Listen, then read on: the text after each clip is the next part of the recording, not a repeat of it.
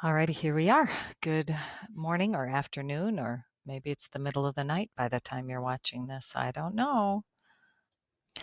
But let's move on to the next section here today. And we are going into the last section of chapter 3. And this is kind of a preview into some other higher level math that you'll do eventually. But really, math is a lot about patterns and noticing patterns and trying to then analyze it in a certain way. So I want you to have a calculator.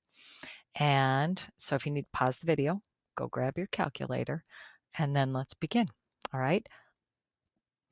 Top of your notes should say chapter 3, section 6, arithmetic sequences. Now you notice I don't say arithmetic sequences. When you just say the word arithmetic, that's a noun. It's a subject. Okay. Add, subtract, multiply, divide. But when I'm using it to describe as an adjective sequences, then we put the emphasis on the different syllable, this syllable, M-E-T, the met part. So then you say arithmetic. In fact, you almost, I think, should have a British accent when you say that. Don't you think? You say chapter 3, section 6, arithmetic sequences. There you go. I don't know. Just makes you sound smart. All right. All right. Here is your learning target today. All right. In these sequences we're going to do today, you are going to be able to identify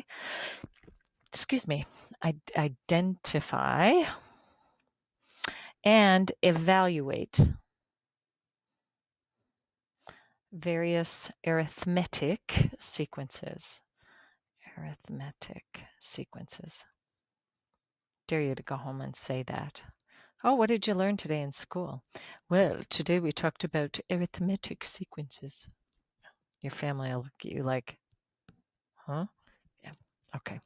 All right. So here we go. First, what I want you to do is grab that calculator and see if you can calculate how much it's going to cost. This isn't even taking snacks into account, just to get this family of 5 into the movie theater. All right. The movie ticket for a certain theater costs children $4.50, and it's $8.75 for an adult. So how much is it going to cost for a family of 2 adults and 3 children to attend this movie? It's not cheap, which is probably why most people now decide to wait for Netflix or rent the DVD or something like that because it's awfully expensive. And we haven't even bought the popcorn yet. All right, pause this, crank it out, see what you come up with. You should end up with a total of $31 because this is going to take $4.50 for each of those 3 children, $8.75 for the 2 adults, and when you crank that out, this is something like, I think, $17.50. This ends up being about $13.50, and when you total it up, there you go. Ouch, that gets to be expensive. All right, so your brain is warmed up. You're thinking math now. Let's go. Arithmetic sequences, we've got some terminology that I need you to get a little bit familiar with. And so what I'm going to have you do is jot down these 4 vocab words here: sequence, terms, arithmetic sequence, and then common difference. And frankly, these will become pretty automatic once you start seeing them in action. So sequence is basically some kind of list, and it's a list that has a specific order to it. Okay, so it's a list, it's ordered, and for our purposes, it's a list of numbers in a particular order. It could be objects or other items as well, but we're tackling this from an algebraic standpoint, so we're going to talk about numbers. Okay, terms, this basically means these are each of the numbers in the list or in the sequence. Each of your numbers in the list or in the sequence. An arithmetic sequence. So there's lots of sequences that you've seen. In fact, we went to the computer lab just the other day, and you were on that National Library virtual manipulative site using that function machine. And you had inputs and outputs, and that list or the pattern we were looking at, all of those were a specific sequence. Some of them were easy to predict, some of them were a little more challenging. Okay, those are all sequences. Now today we're going to focus in specifically on this type. And an arithmetic sequence, what drives this or what makes it unique is that each term changes, or how can I write this? Each term has, no, I don't want to write it that way either. Each term changes by the same amount. Let's write it that way. Changes by the same amount each time. And that same amount is called the common difference. Okay, this is the value that gets added to each term.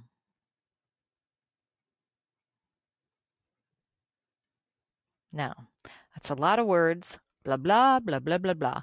But once you start seeing these, you'll be like, oh, psht, easy. Okay, so let's take a look at a few examples and see what we're actually talking about. Write down this pattern: 11, 9, 7, 5. 11, 9, 7, 5. Okay, what's going on here? We're starting out at 11, and each time it looks like we are changing. We're going down by twosies each time. And if I said, give me the next few terms here in the list, you'd say 3, and then 1. Uh-oh, and then what? Well, how am I getting from term to term in each of these in this pattern? And we are going down by 2 every single time, down by 2. So you can think of like subtracting 2 or think of adding -2. That's what's happening every single time. This value here that you're changing by each time is called your common difference. Okay, so the common difference is -2. Cool. This is called an arithmetic sequence because each time we're going down by 2, down by 2, down by 2. It's the same rule every single time. Look at another one here. Jot this one down. Ooh, 2.5, 2 and 5/10, 3 and 75/100, 5, 6 and 25/100. What's going on here? Well, it might be a little harder just in your head to look at the first term to the second term to the third term. When you get to the third term to the fourth term, that should be a little easier. Every single time we're going up, and we happen to be adding 1 and 25/100 or 1.25. Okay, that then is your common difference. Every single time I'm going up by 1 and 25/100. That's the common difference. This is called an arithmetic sequence. How about this one? 2, 6, 10, 14. Pretty soon they start to become very automatic. The first term is 2, second term is 6, third term is 10, fourth term 14. Every single time we're increasing or going up by 4. Add 4 each time. All right, on this one, identify the common difference and tell me what the next 3 terms are. Now, if it's not completely apparent right away to you, there are a couple of ways you can figure this out. If you can't see it right away, oh lordy, draw a number line straighter than that and see if you can figure it out. Because I'm telling you it's arithmetic, so it has to be the same thing each time. 6, -5, -4. Here would be -3, -2, -1. There's 0. There's 2, 3, 4, 5, 6. Here's 7. What are you changing by each time? Count the difference. Okay, you happen to be going up by 5s. Or the other thing is actually utilizing the tool that this is telling me. It's a difference. You subtract the 2. Take 7 minus 2. That gives you 5. Take 2 minus -3. That gives you 5. Remember, subtracting is adding the opposite. Take -3 minus -8. That's -3 plus 8. Oh, that is 5. There you go. What are the next 3 terms now? Then you should get 12, you should get 17 and you'd get 22.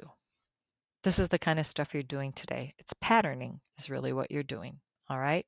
I'll skip that example. Now, another part of your assignment is going to be kind of like when we did that function activity, function machine, where I'm saying, all right, here are your terms, and your book likes to use this N notation, but if you feel better thinking of this as X, okay, here's what's happening. Okay, so ignore this table for a second and just look at 6, 12, 18, 24. What is happening each time? Okay. You are adding 6. My common difference here is 6. Now, when you see that and you start looking at the relationship of an input and an output, my first term, term number 1, is a 6. Term number 2 is 12. Term number 3 is 18. Term number 4 is 24. What is happening each time?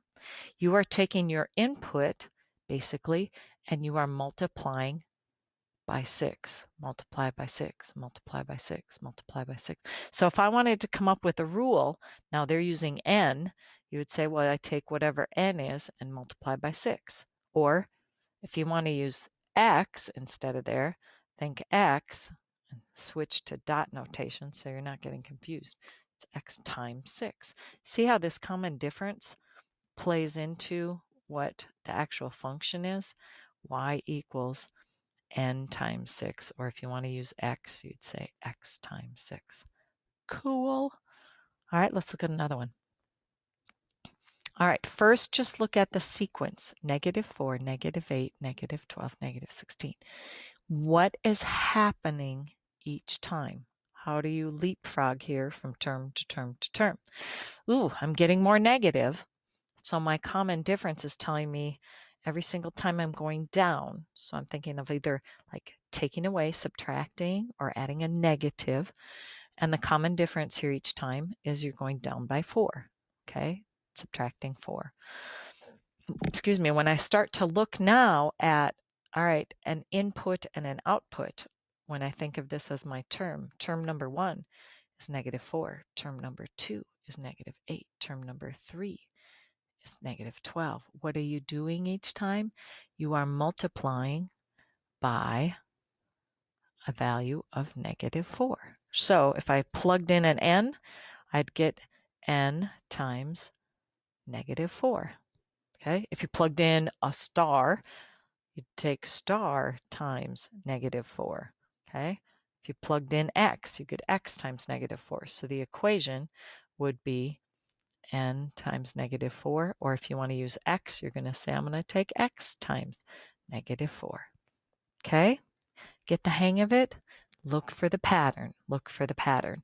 Now, there's going to be one word problem, similar kind of to this first one where we're talking about the movie tickets, and see if you can take this, which is one more level of complex, and see if you can figure it out.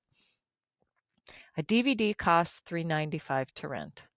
Okay, you're going to a movie. I don't even think there's any place that still rents many movies anymore, except I know at Colburn's they do, because I go there. All right, $3.95 to rent, and then you have to pay 45 cents for every day that it's returned late. So it says, can you come up with a function that describes this sequence? Because it's going to be going up by 45 cents a day, and then find the total cost of renting and returning it 9 days late. So here's what happens. Okay. We start with $3.95,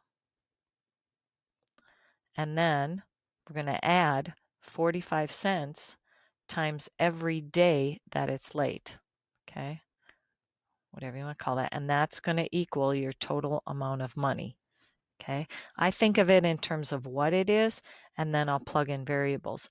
Now, I think they're going to use the letter N here for the number of days, and then for the output for the money, they're going to call this Y.